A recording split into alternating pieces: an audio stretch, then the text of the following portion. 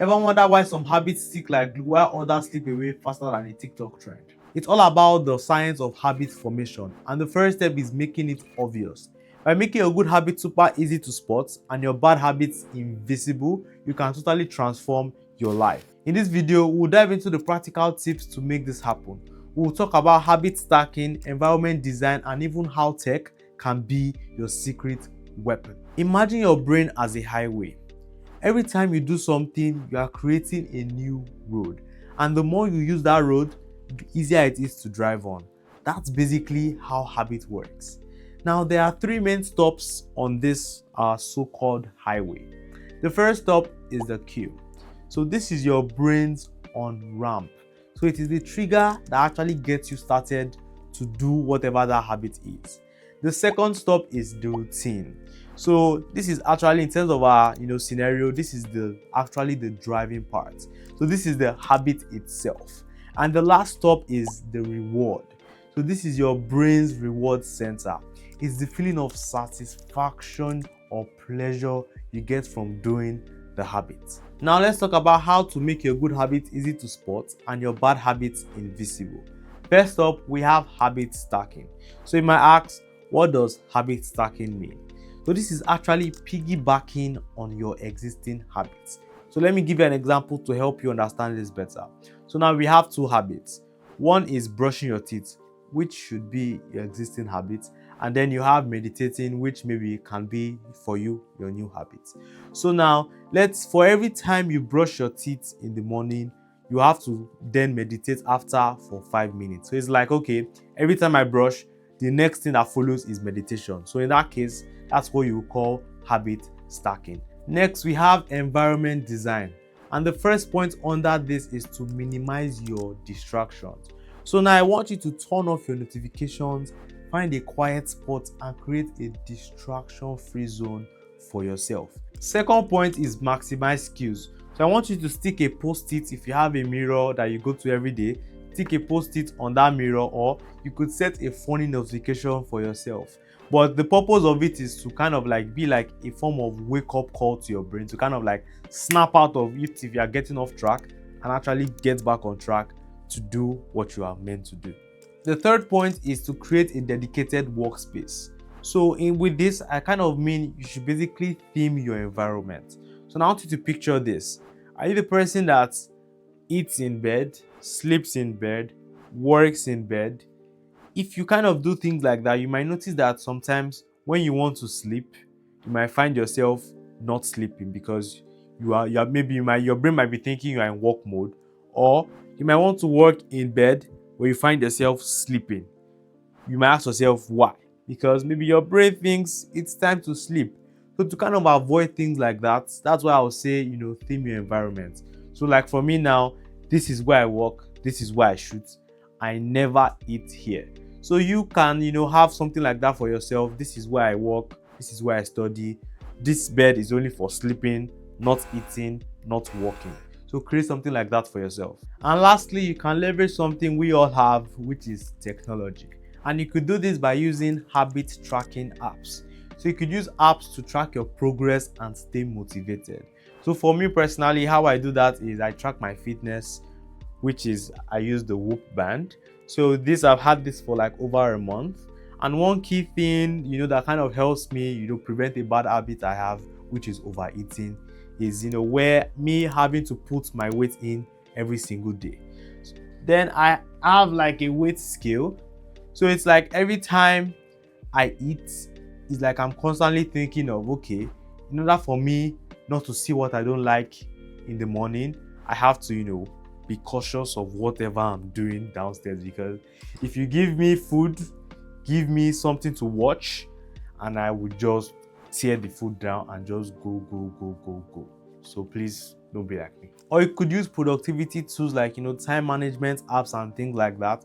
So one I've kind of used is for us that like YouTube, and we just open YouTube and kind of scroll on our own page to see what is new, what new thing is here, what new thing can we learn. So that's as much as sometimes it can be good, it's not the best, especially when you want to work.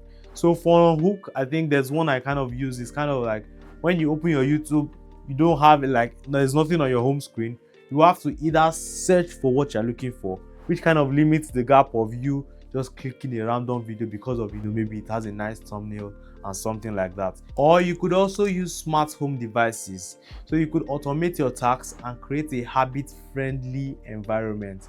So for all you tech bros that you like, hey Siri, hey Alexa, hey Google, things like that, you can actually use that to your advantage to help you build a habit friendly environment. We all most likely know someone who struggles with procrastination, or it could even be you. But the fact is that you can change, because there are many students out there who have struggled with procrastination. But by implementing techniques like time blocking and the Pomodoro technique, they've been able to boost their productivity and achieve their goals. Personally, I used to be a chronic procrastinator and I used to get distracted a lot. But by using productivity tools like Unhook, the Whoop Band, designing my environment to make good habits much easier, and continually learning and improving through YouTube, I was able to turn this around. It's amazing how small changes can lead to big results. So with that, here are some common pitfalls and how to avoid them. The first is lack of consistency. Please and please and please don't give up. Small steps every day are better than big leaps once in a while. Second, we have unrealistic goals. I know we want to achieve that fast. I know we want to do this.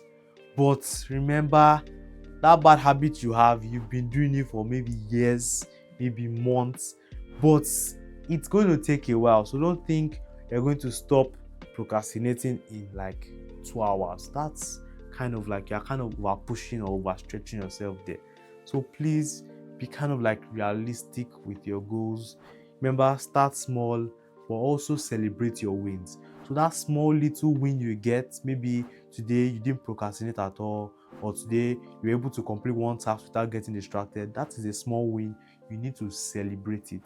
Another common pitfall is over-reliance on motivation. Please don't just rely on motivation. Motivation doesn't come every day. There are days you wake up and you are not motivated to stand up. Like everything, the environment, the AC, everything is like, don't stand up from this bed. But guess what? You still have to stand up. So I want you to build habits, aka discipline, not motivation. Here are some ways how you can actually overcome those obstacles. One is finding an accountability buddy. So you could team up with a friend or family member that kind of has a similar goal with you, or has your best interests in mind. Keep that, don't just get anybody to be your accountability buddy. Make sure it's someone that you can be like, okay, can I learn some things from this person? Don't just grab some random person that also does the same thing you're doing and expect them to be an accountability buddy to you. So pick someone that more of like has kind of like maybe has a good level of like discipline towards that thing to kind of help you so you don't fall back into it. 2 is reward yourself. So like I said earlier, those small little wins, you worked productively for 2 hours and you're able to achieve something good from that. Reward yourself. Don't think, oh wow, I was good for only 2 hours but the rest of my day rubbish. Please, those 2 hours is something. Those 2 hours, you've never done it before. It's an improvement. So celebrate it. Treat yourself to something you love. You like food? Go get some nice snacks to eat. Or if you like something else, go just reward yourself basically. 3, mindful practice. So now I want you to focus on the process, not just the outcome. And with this, we've heard this a lot on the internet. People, get that car and they're like, I've gotten a car, it feels nice. I've driven it for a while. It's good. But what did I enjoy most? I enjoyed the process of having to, work hard, do something in order to get that thing I wanted. So with that in mind, I just want us to, put that goal in mind. For me, I also do the same thing too. So it's not just you guys, but it's like I want that, end result. That thing is what I want. But then If you think about it, once you get there, it's like, okay, what is next? So for this, in order not to end up like that, I want you to embrace the process. Don't just focus on the results. Focus on the process, because those are stories you are going to tell. And fourth, don't ever, I say it again, don't you ever give up. Everyone sleeps up. Even me doing this video for you sleeps up. Even people you learn from that have got you to where you want to get to sleep up. Me, people I learn from also sleep up. So don't be pissed at yourself for sleeping up. So when you do, just know that it is going to happen. So when it happens, just focus on getting back on track, not you crying or not you feeling angry of why it happened. Just focus, just know in your head that I'm going to slip up, but what really matters is I just need to focus on how to get back on track. So by making our desired habits more obvious, we've taken the first step towards a better future.